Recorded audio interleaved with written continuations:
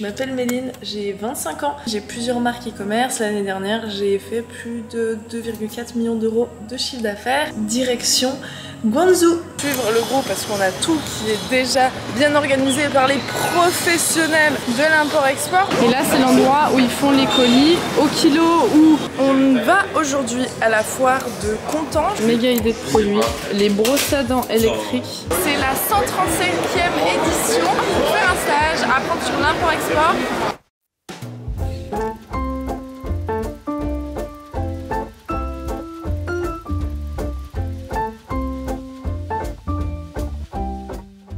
Regardez, il y a 3 phases. Première phase, c'est où on est aujourd'hui. Ça va être tout ce qui est électrique, machine, véhicule, etc. Et là, la deuxième phase, ça va être plus ce qui est produits, festival, maison, etc. Donc du 23 au 27. Là, on a la troisième phase, du 1er au 5. Et là, ce sera tout ce qui est jouets, accessoires, produits, etc.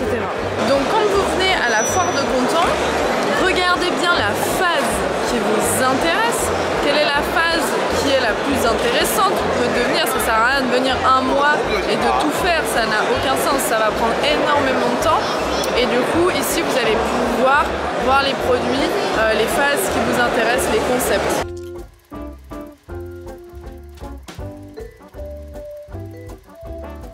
Bon, on est ici maintenant dans le secteur du luminaire, c'est un étage genre à part entier où il n'y a que des lumières. Donc ici tu as vraiment toutes les lumières, tous les styles, il y a vraiment des trucs chouettes, les LED, par exemple tout ce qui est lumière aussi de jardin, lumière de camping, donc franchement c'est super intéressant.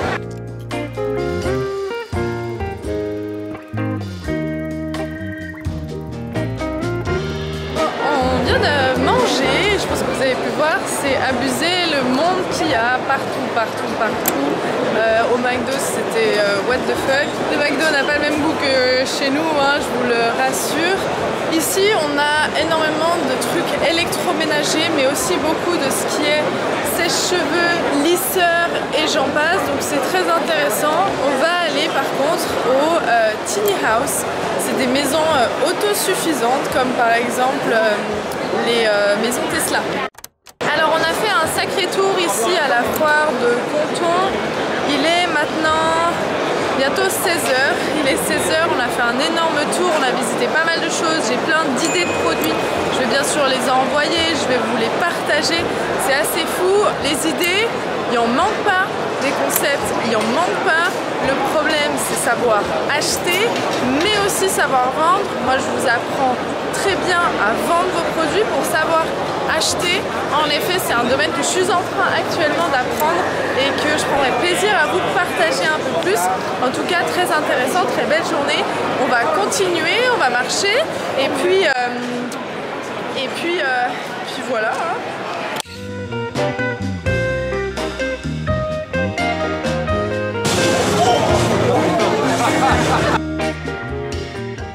On a fini la première journée de foire, j'ai les cheveux qui partent trop en couille. Nathan derrière, tout le groupe derrière. Là on est en train de sortir, je pense que ça va être très sportif. Tout le monde sort en même temps, on parle de dizaines de milliers de personnes. Donc là on va aller prendre le métro comme on est venu avant. Et très belle journée, c'était super intéressant, on a vu beaucoup de choses, on a pu apprendre énormément de choses aussi. Et let's go, je pense que ça va être la guerre. Ça y est, on est dans la queue pour le métro et comme vous pouvez voir, c'est abusé. C'est vraiment abusé. Il y a beaucoup de gens. Je pense 15-20 minutes de queue, en tout cas facile. C'est un peu étouffant, il fait super chaud en plus.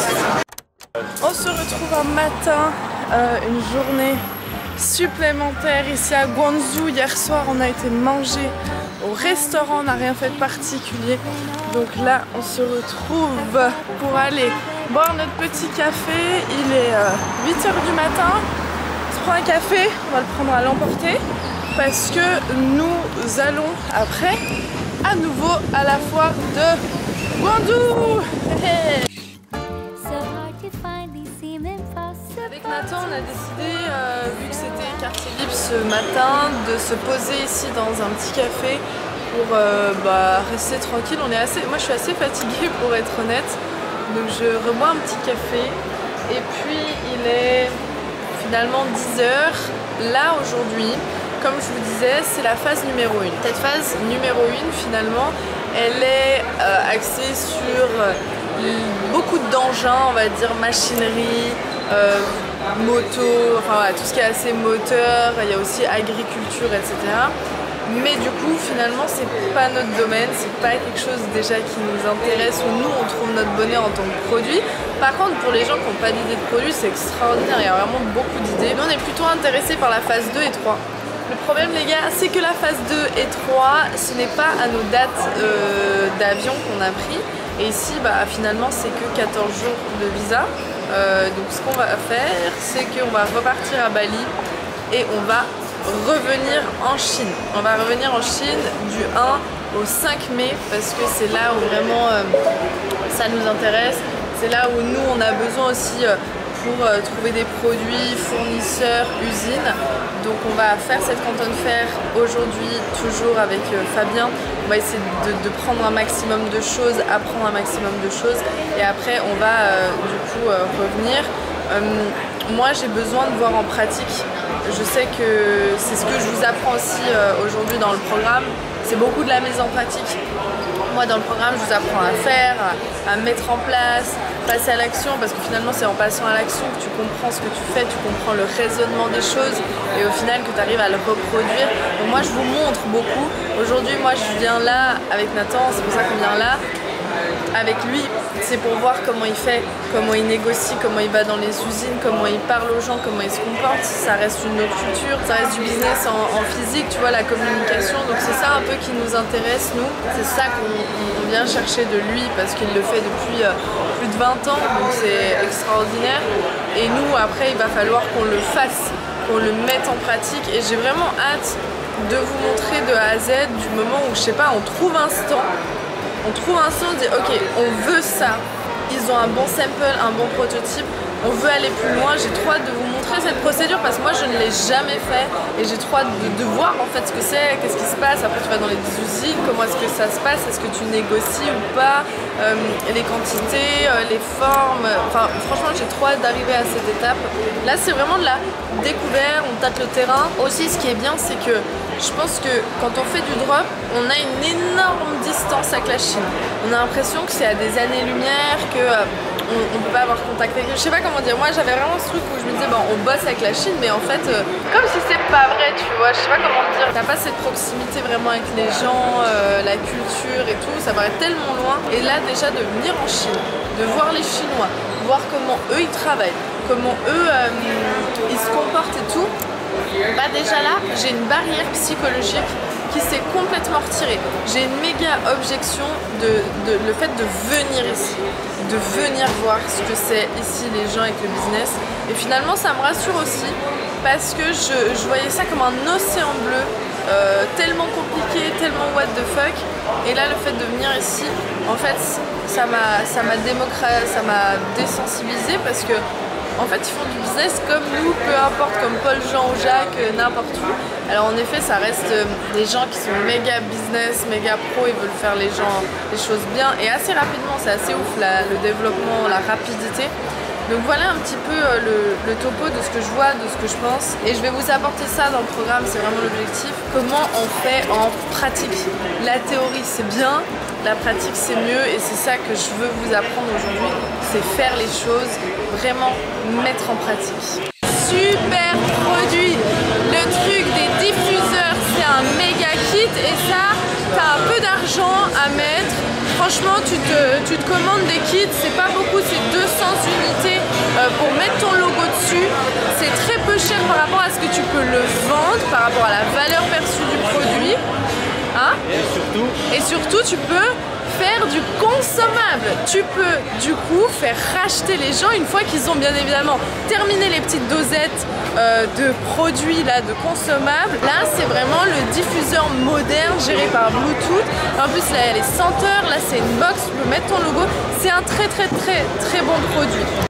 Hello l'équipe, j'espère que vous allez bien. On est une nouvelle journée et aujourd'hui on prend la voiture direction les usines, on va voir des nouvelles choses, ça va être trop bien. On va à Foshan, voici Belinda qui fait partie du groupe qui aujourd'hui cherche une idée. une idée de produit.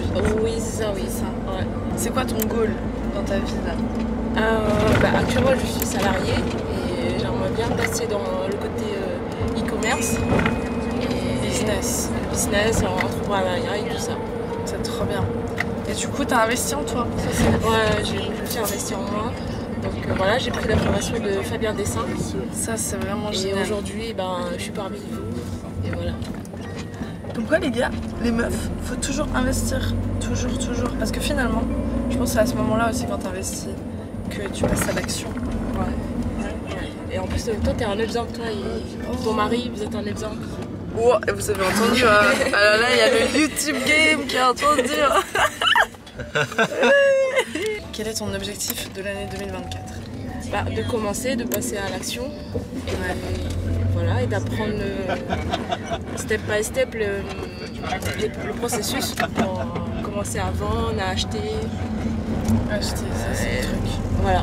C'était Belinda sur la chaîne de Lynn Borageau. À bientôt. Et Nathan, est-ce qu'on t'interviewe toi? Excusez-moi la paix. Nathan il veut même plus que je le filme dans nos chaînes YouTube. Hello les gars, j'ai mis mon petit micro comme ça vous m'entendez super bien. C'est extraordinaire, on est dans un truc et on va le faire c'est sûr, je vais leur demander. Mais regardez ça, what the fuck? Genre c'est un méga château gonflable. Donc ça c'est une usine, on vient d'arriver, c'est la première usine qu'on visite hein. On voit une usine de château gonflable. Donc ça, moi, alors je sais pas si je l'achèterais. Par contre, je pense que c'est un bon business model. Tu te mets à 2 ou 3, un peu de capital, t'achètes des machins comme ça et tu les loues. Location en France pour les trucs d'anniversaire, tu t'occupes du marketing, t'en as quelques-uns et puis ouais, tu fais de la location. Par contre, celui-là, il est vraiment très grand. Donc je sais pas quand c'est dégonflé l'espace que ça prend. Je vais vous montrer, on va aller voir aussi à l'intérieur, ils vont nous parler, nous expliquer, donc let's go.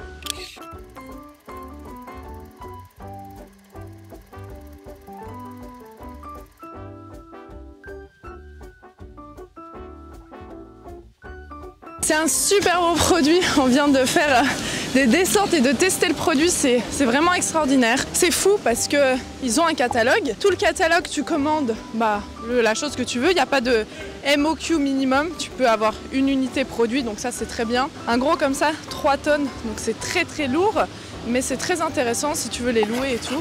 Là du coup on va aller voir l'usine où ils les conçoivent. Ici on a donc les machines, vous voyez, tout se fait là, il y a les ordinateurs derrière au fond et conçoivent finalement les produits, on voit les toiles ici. Il disait conception du produit entre 2 à 5 jours, ça va dépendre du produit qu'on veut. Et là on voit toutes les couleurs, c'est beau toutes ces couleurs. Ils font les tissages ici, le tissage du plastique qui est là pour les châteaux gonflables. Eco-friendly, tous les certificats CE, donc c'est pas mal. 5 ans de durée de vie de produit, donc ça reste assez court.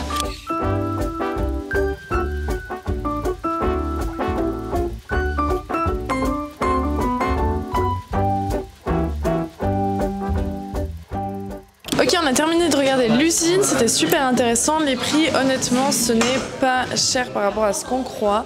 Alors, elle nous a montré un grand village, un château.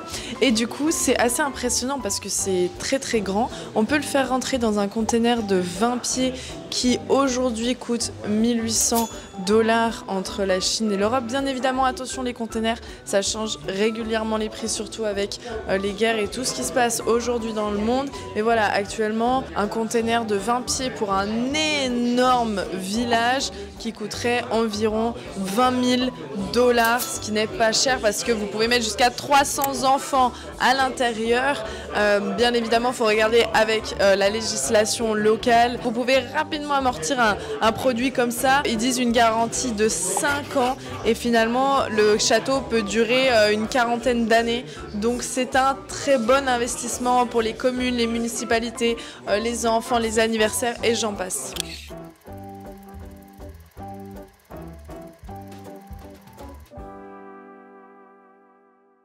Vous pouvez tester l'ensemble des machines. Si vous voulez, je peux vous faire aussi un petit topo. Comment ça fonctionne ce business, ça peut vous intéresser. Ok les gars, on est dans une nouvelle usine. Ça c'est une usine de machines de sport. Il y a vraiment plusieurs machines. Ici, Tu peux bien évidemment changer les machines, tu peux mettre ton logo, tu peux changer aussi les couleurs. Donc c'est super intéressant. Comme disait Fabien, sur toutes les informations, la marge elle est assez bonne, jusqu'à 50%. Ça peut autant être vendu à des particuliers que à des sociétés. Tu peux vraiment tout brander. En effet, c'est un produit qui est lourd, mais tu peux facilement remplir un container entier. On est là pour voir les machines, pour tester les machines. Et en effet, on peut voir que c'est aussi un très bon business. Tu peux les customiser comme tu veux, ton logo, ta couleur. Donc franchement, c'est incroyable. Donc, vous pouvez tester si vous voulez les machines. Montrez-nous ta force. Allez. Alors, Alors, petite démo de Louis sur la machine à traction là. Hop là, boum, allez, on se soulève. Oh les biceps, on y est.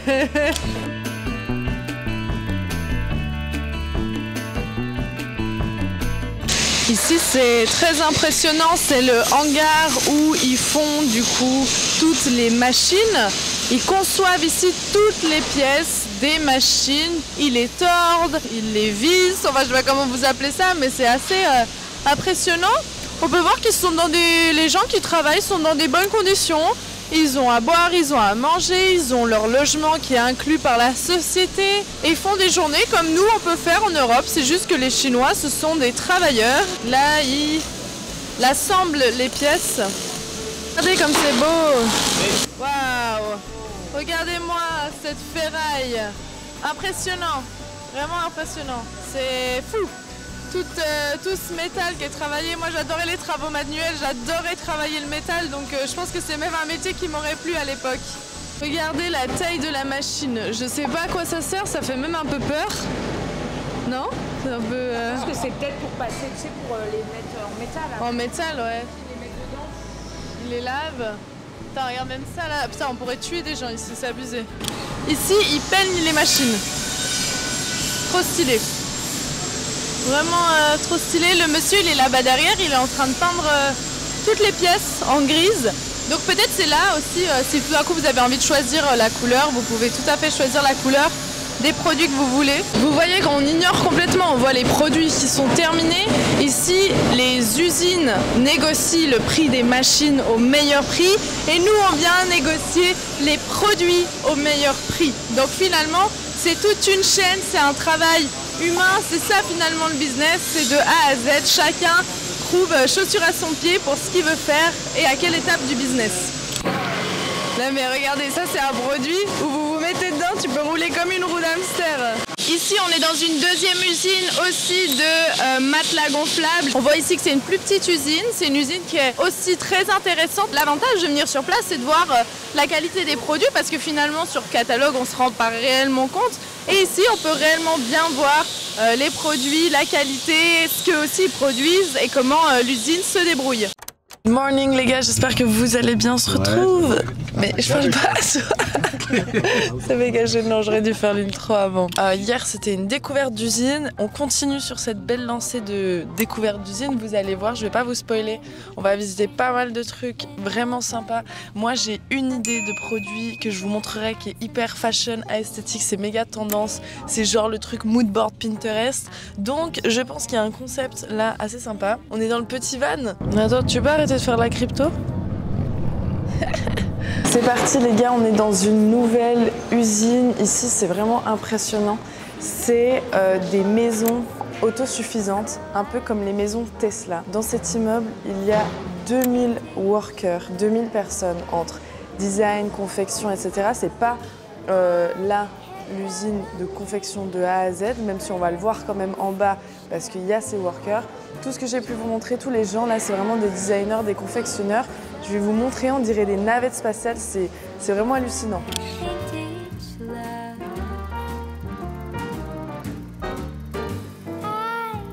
Pour bien vous expliquer le concept, c'est une usine qui de base fait des glacières, ok? Et en fait, ils se sont spécialisés dans ces maisons autosuffisantes, mais je vois les écrans de toutes les personnes à droite à gauche. Finalement, ils font pas que des glacières, je vois aussi d'autres choses. Peut-être que je devrais pas avoir et regarder leur écran. En tout cas, c'est impressionnant. C'est un truc de dingue. Franchement, je vous parle en même temps que je regarde, mais c'est un truc de dingue de se dire tout ça se fait là, mais aussi putain l'argent que ça a, parce que ça veut dire que ça pèse de ouf. Et ces maisons autosuffisantes, c'est extraordinaire parce que c'est des maisons que tu achètes à la moins chère, je crois qu'elle est à 15 000 $, et tu peux la poser n'importe où, en faire du Airbnb. C'est nouveau, c'est un truc qui va révolutionner de plus en plus le monde. C'est tout je vois leurs écrans, c'est tout des trucs 3D, design. Franchement, c'est insane, les gars. Donc là, les gars, on voit qu'il y a toutes les petites maisons, c'est des petites mock-up, je sais pas comment on dit, hein, format miniature. On va aller les voir après en grande. Et là, regardez, on a toutes les glacières, elles sont super qualitatives, elles sont vraiment trop bien. On va aller rejoindre les autres parce qu'ils m'attendent. Et du coup, on va aller se boire un café.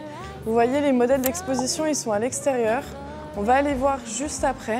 Quand ils vous accueillent, c'est vraiment un bras ouvert. Là, vous avez, ils ont mis du café, ils ont mis des jus et tout. Donc franchement, c'est super stylé. What is the warranty? For the structure, it's 15 years. Yeah, regardez, c'est des capsules tout simplement comme ceci. Vous ouvrez la porte, vous avez un digicode pour sécuriser l'endroit.